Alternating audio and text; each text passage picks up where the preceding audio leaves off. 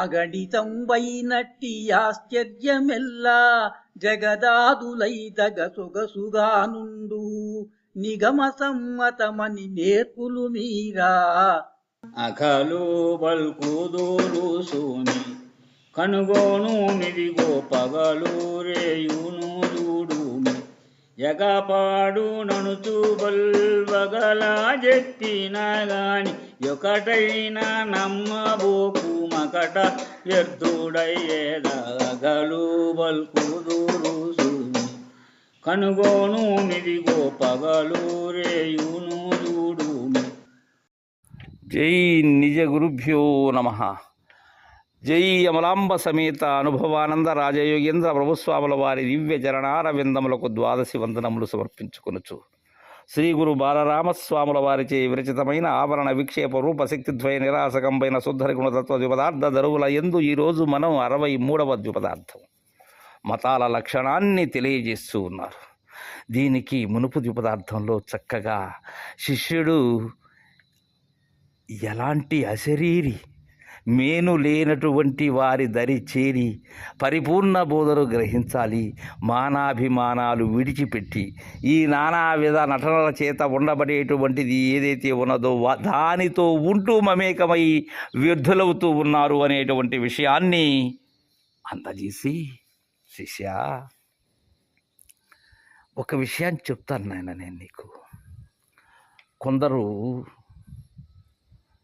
చాలా, ఎందుకంటే వారు వారి గురువుల ద్వారా అందుకున్నటువంటిదే అది. ఇందులో వారి తప్పు మనం ప్రస్తావించవలసినటువంటి అవసరమే లేదు. వారు అందుకున్న దానిని తెలియజేస్తూ అదే సత్యమనేటువంటి భావనని అతికిస్తారు. ఇక్కడ శిష్యుడు చాలా జాగరూకతతో ఉండాలి. వారి మీద వ్యతిరేకత విరోధత ఉండకూడదు. కారణం వారికి తెలిసింది అక్కడే. కానీ శిష్యుడు సరి అయినటువంటి వారైతే ఇది సరి కానిది అనేటువంటి విధానం ఎప్పుడు తెలుసుకుంటాడు? వాళ్ళు మేధానిది అయినటువంటి శిష్యుడైతే తెలుసుకుంటాడు, లేకపోతే అక్కడనే వ్యర్థమైపోతాడు. గురువు సమర్థుడా కాదా అనేటువంటి విషయాన్ని పరిశీలించవలసిన ధర్మం శిష్యునిలో ఉన్నది. ఇక్కడ ఒక విషయం చెప్తున్నారు. అగణితం వైనట్టి ఆశ్చర్యమెల్లా జగదాదురైదగా సొగసుగా నుండు నిగమ సమ్మతమని నేర్పులు మీరా. వర్ణింప అలవి కాని, గణింప శక్యం కాని ఎన్నరానటువంటి ఆశ్చర్యం. ఎందుకని? సర్వము కూడా ఆపోజ్యోతి స్వరూపమైనటువంటి ఆ నివార సుఖమందు కొలువై ఉన్నది ఈ జగత్తంతా కూడా. దానిలో ప్రతిష్ఠితమై ఉన్నది. రాకపోకలు కలిగినటువంటి వస్తువు ఏదైతే ఉన్నదో అది సహస్రారంలో కొలువు తీరి ఉన్నది. అది నా స్వస్థాన స్వరూప స్వభావ స్వలక్షణమై ఉన్నది అది. అయితే దానినే దైవము అనేటువంటి నిగమ సమ్మతమై ఉన్నది అక్కడది. ఎందుకని? అన్నీ కూడా దానికే జేజేలు పలికాయి. ఇతరమైనటువంటి అన్ని సిద్ధాంతవాదములు కానీ, వేదములు కానీ, ఉపనిషత్తులు కానీ, అష్టాదశ పురాణములు కానీ దానినే స్తుతించాయి, ప్రస్తుతించాయి. అందుకే నిగమ సమ్మతమని నేర్పులు మీరా అఘులు బల్కుదురు సుమి కనుగోను మిదిగో పగలు రేయును జుడుమి. ఇలా ఎవరు పలుకుతారు? అఘులైనటువంటి వారు. అనఘులు కాదు శిష్య. అఘులు అంటే ఎవరు? పాప. ఆ పాపతో పొందిక అయిన వారు, పాపే సర్వస్వం అనుకునేటువంటి వారు. పాపను మీరినటువంటి వస్తువును పరికింపలేనటువంటి వారు, పాపనాశము కాని వారు అఘులు. అఘము అంటే పాపం. పాపతో పాటు పెనవేయబడి ఉన్నటువంటి వారు. రాకపోకలకు కారకమైనటువంటిదే పాప, అదే ఆత్మ. వాళ్ళు కనుగోను మిదిగో పగలు రేయును జుడుమి అంటారు. ఎట్టంటే ఈ సర్వ జగత్తు అంతా దేనిలో ప్రతిష్ఠితమై ఉన్నదో అదే సర్వంతర్యామి. ఇంకా దేనిని చూడదలచి ఉన్నావో దానినంతా దానిలోనే దర్శించమంటారు.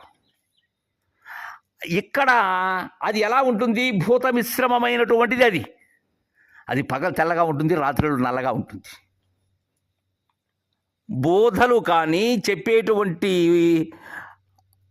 విధానంలో కానీ పరిపూర్ణ బోధకు దానికి ఉన్న వ్యత్యాసం చాలా స్వల్పమే. అయినా కానీ అది గమనించనట్లయితే వ్యర్థమైపోతుంది. ఆ మధ్యలో ఉన్న తెర తొలగాలి. తెర ఇవ్వలే చేరి తెర అవ్వల ఉన్న దానిని ఊహతో చెప్పేటువంటి విధానమైనటువంటిది అగులు చెప్పేటువంటి బోధ. పగలు రాత్రి గురించి వర్ణించి చెప్పేటువంటి బోధ. కనబడేటువంటి ఆవరణం ఏదైతే ఉన్నదో ఆ ఆవరణలో ఈ దృశ్యము అనబడేటువంటిది కనిపిస్తూనే ఉంటుంది. దానిలో వెతకమంటారు. అది కాదు. దృశ్యరహితమై, దృశ్య అదృశ్యమై, దృశ్యహీనమై, దృశ్య శూన్యమయ్యేటువంటి బోధ పరిపూర్ణ బోధ. హగులు బల్కుదురు సుమి కనుగోను మిదిగో పగలు రేయును జుడుమి ఎగుపాడు ననుచు బల్వగలా చెప్పినా గాని ఒకటైనా నమ్మబోకు మకట వ్యర్థుడయ్యేదా. ఎందుకంటే ఒకటైనా నమ్మబోకు వ్యర్థుడు అవుతావు అంటున్నారు బాలరామ పండితుల వారు. పగలు రే చూడు అగుపడుతూ ఉన్నది. ఏం అగుపడుతున్నది? బాలరామ పండితులే చెప్పారు. అది పగలు తెల్లగా, రాత్రులు నల్లగా ఉండబడేటువంటిది భూత మిశ్రమ బయలది. వాళ్ళు చాలా వగలగా చెప్తారు దాన్ని. అదే సర్వము అంటారు. రాకడా పోకడా లేనిది అది అంటారు. నామరూప క్రియారహితమైనది అది అంటారు. ములుగులత సందు లేనిది అది అంటారు. దానిలోనే సర్వం ఉన్నాయి అంటారు. అయితే ఎన్ని వగలుగా చెప్పినా కానీ ఒకటి కూడా నమ్మబాకు శిష్య, హెచ్చరిక చేస్తున్నారు.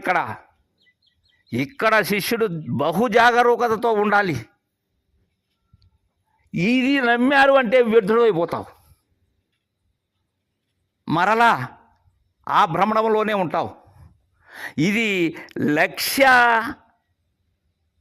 లక్ష్యములు ఏవైతే ఉన్నవో లక్ష్యములకు మీరి అలక్ష్యమైనటువంటిది పరిపూర్ణ బోధ. సంశయరహితమైనటువంటిది. ఇక్కడ సంశయరహితమైనటువంటి వగలు మాటలు చెప్తారే కానీ అది కాదది. అది ఎరిగినటువంటిది కాదు. ఎరిగినటువంటిదే. ఏమెరిగినటువంటిది? భూత మిశ్రమ బయలునే పరిపూర్ణమనేటువంటి భ్రాంతితో ఆ నివార సుఖంలో వెలిగేటువంటి జ్యోతిర్మయ స్వరూపం ఏదైతే ఉన్నదో అది రాకడా పోకడా లేనటువంటిది అని, దానికి నిగమ సమ్మతమైనటువంటిది అని తెలియచేస్తారు నాయన. అలాంటి త్రోవలు వద్దు శిష్య. ఇది ఎరిగినటువంటి మహనీయులు గురు సేవతో, గురు కరుణతో ఆ గోప్యాన్ని తెలిసిన తెలివి మీరినటువంటి వారు. అలాంటి అశరీరులను వారి జాడ చాలా కఠినం శిష్య. అందుకే పువ్వుని లెస్సగా తిరగమన్నారు గత ద్విపదార్థంలో కూడా. అలా అన్వేషణ ఉండాలి.